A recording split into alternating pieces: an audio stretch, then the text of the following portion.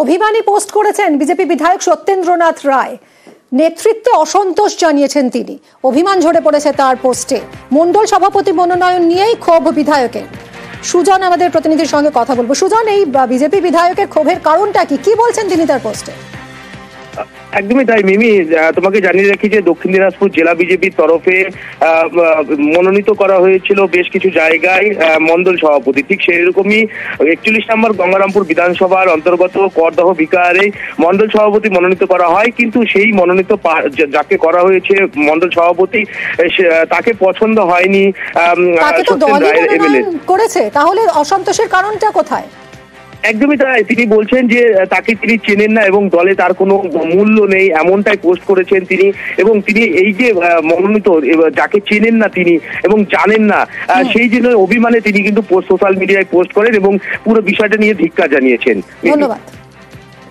গঙ্গারামপুর বিধানসভার মণ্ডল কমিটি ঘোষণা করা হলো, একজনকে ওখানে মণ্ডল প্রেসিডেন্ট হিসেবে ঘোষণা করেছে জেলা প্রেসিডেন্ট। তাকে আমি ব্যক্তিগত চিনি না এবং জানি না।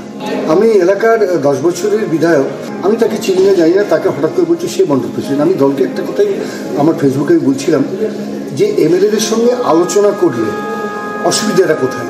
আলোচনা করলে দল সমৃদ্ধ হবে, আলোচনা করলে দলের কোনো ক্ষতি হবে না। এই আলোচনার পরিবেশটা, আলোচনার টেবিলটা দল রাখছে না কেন? তাতে দলের ক্ষতি হচ্ছে এবং দলের সর্বনাশ হচ্ছে।